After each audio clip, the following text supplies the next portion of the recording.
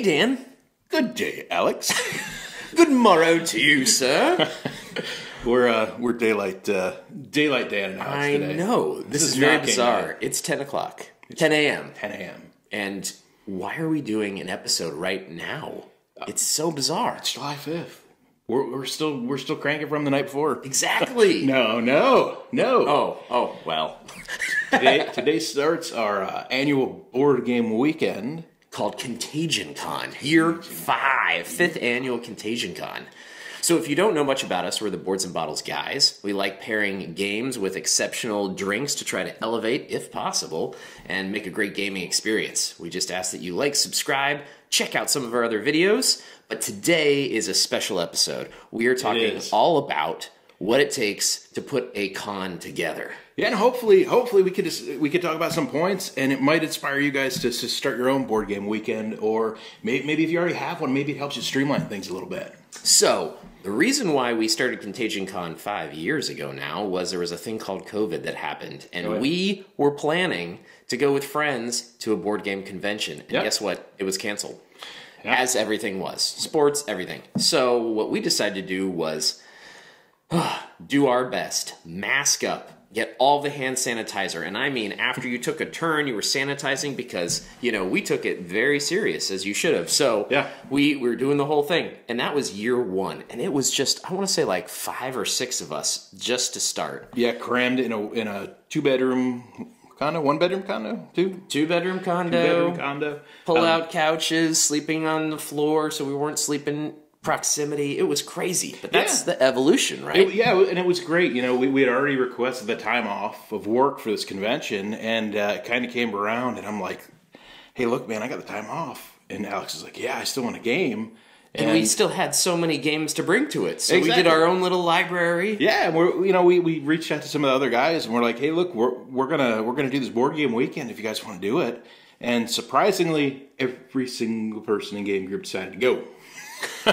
Worked out for everybody, and it was amazing. It was so cool, and it's continued to grow and grow and grow and grow, and that's kind of the fun of it. Is starting to get a little bit higher scale, right? So you can do more exciting things. But therein lies the challenges as well, right? Absolutely. So what we want to do is go through a couple points where that are going to help you with your board game weekend. The games themselves are important. But these items we're going to discuss can make or break your weekend, and they're important to consider. So, it's 10, but we can start. It's noon somewhere, right? And we're about to just drive out to our convention right after filming this, right? We are on the precipice of the weekend. Yeah, we're going to meet at some buddies at a location which will not be named, but and then we're going to head out. Ooh, I forgot how like water Keystone Light is. This is all great. I had because everything else is packed. All the good stuff. Sorry, Dan. So let's start with fundamentals, right? One of the things that you're going to have to do is you're going to have to have a venue. Sure. Yeah, we could start that. I was going to start even more basic than that. First, you got to pick your people. Yes. How big do you want this thing to go? Like, are there people that are essential to making this weekend happen? With our group, I consider Alex essential. He does all of the planning. He does everything basically related to this thing. Tip my hat to you, sir. And so if the dates, if Alex is not able to go, it's going to put a lot of work on other people, so we need to make sure those dates work for him. And likewise, I feel the same way about Dan. Dan comes up with brilliant ideas. He runs a lot of the games, which is so important. You can't just stare at each other. You have to have a way to make sure that you make the gaming experience happen, and Dan is the spark. Gotta have him. Thank you, buddy. Another thing we've got to pick. We've got to pick the dates, which we do when we coordinate with people, but we also have to pick the duration of this thing. So one of the things that we decided early on was this is a lot of work. We don't want to get out of work on Friday and then leave on a Sunday. That leaves you Saturday to game. That's not good, right? I mean, for all that work to get one day of gaming in, I mean, we could just game at somebody's house on a Saturday. And then you feel almost like you have to play all the little games. Exactly. You don't want to play a TI-4. Yeah. Because it takes the whole day.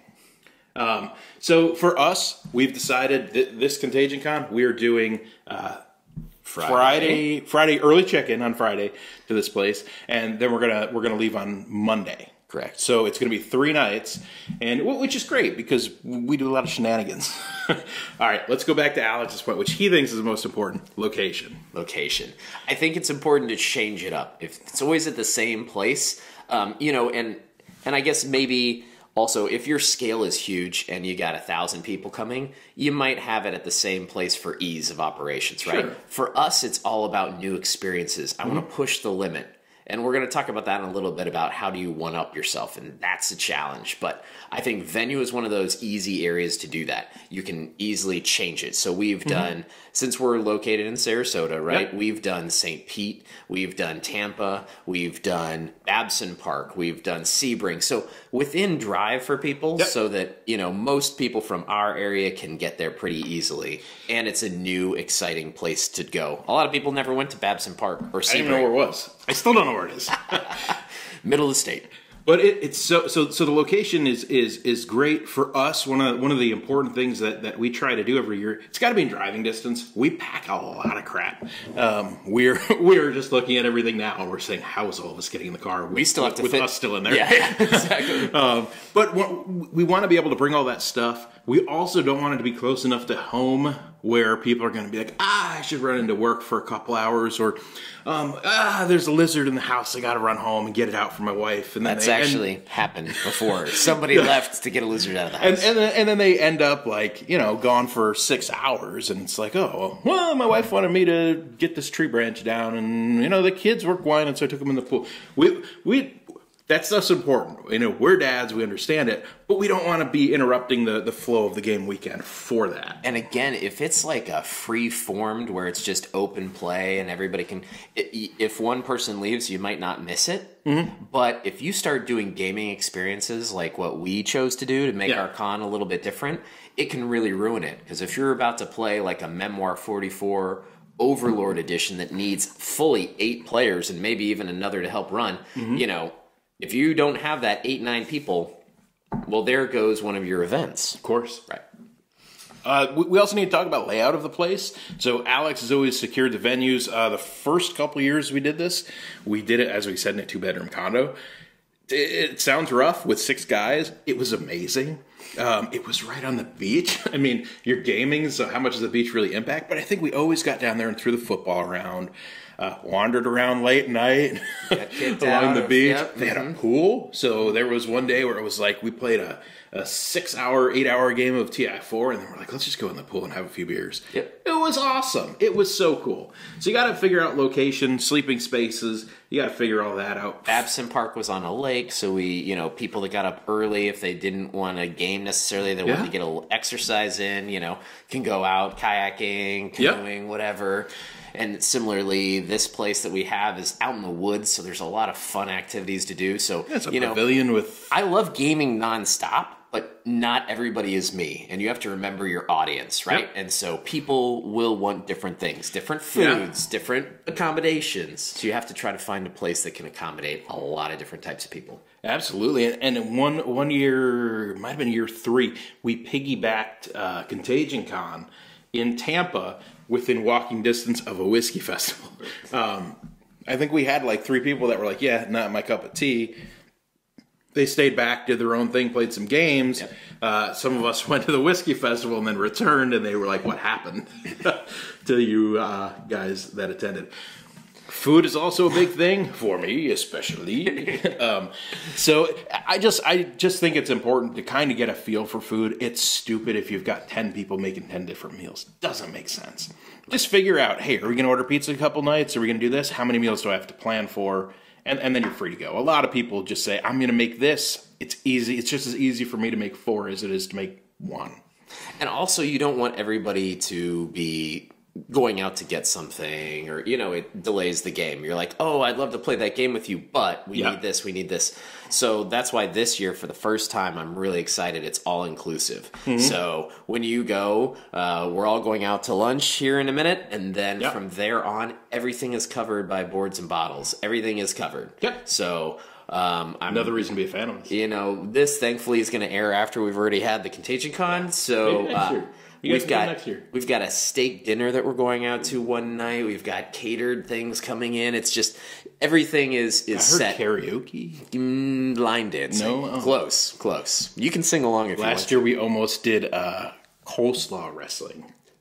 You heard that right. Like Jello wrestling, but in coleslaw. Gotta love Babson Park. Yeah. Man. All right, so let's start talking about the meat and potatoes of this thing. Like that was all a lot of stuff, logistics that you guys probably already understand. Yeah.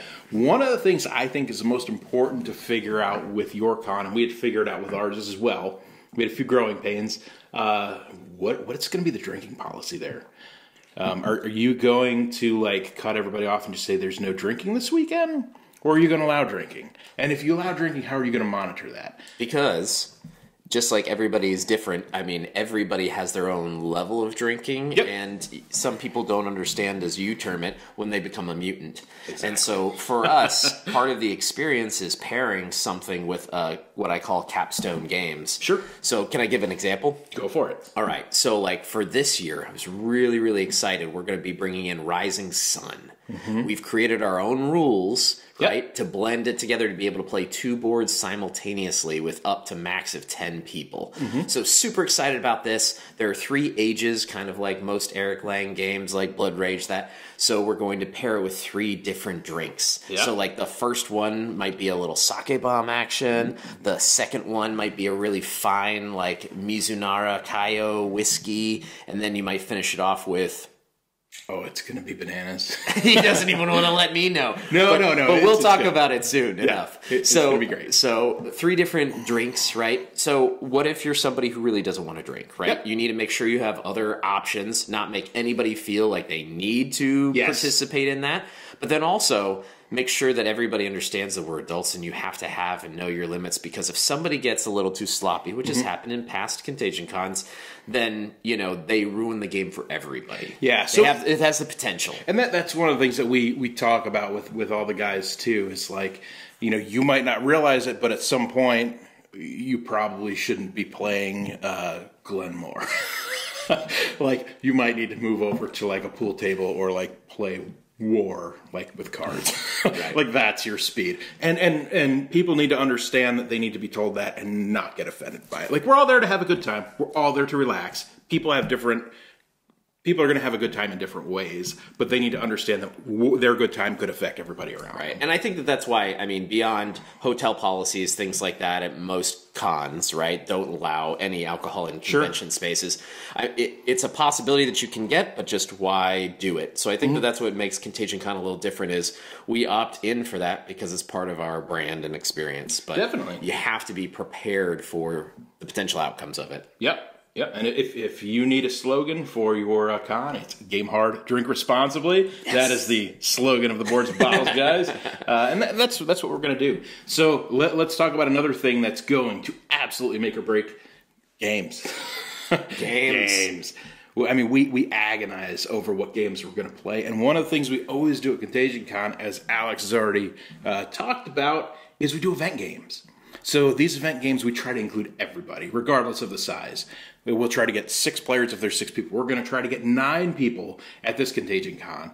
So we got a bunch of 9-player games going on. That's going to be difficult to do. But you don't just want to have a 9-player game. No.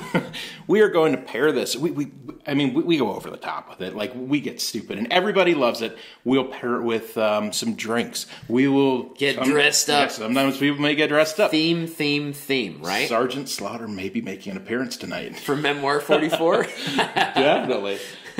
So yeah, we do those event style games. We're gonna do some Eclipse this time. 9-player Eclipse. We've never done it. We've played regular Eclipse. We're gonna do 9-player Eclipse with some space beer.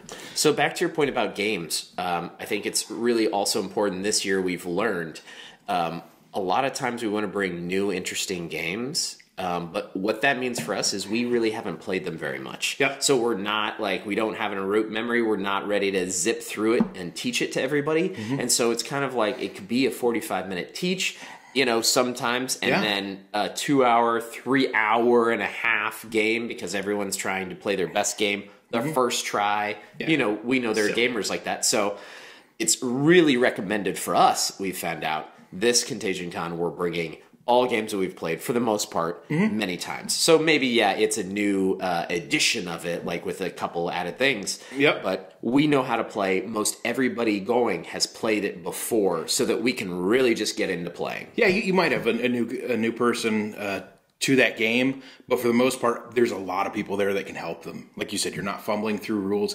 and with 9 people in one house, there's going to be other stuff going on. So to do a teach of like a new complex game when there's all this other fun stuff happening, like just out of the corner of their eye, like that's hard. That's hard, and we have not found success with that. So good point. This year.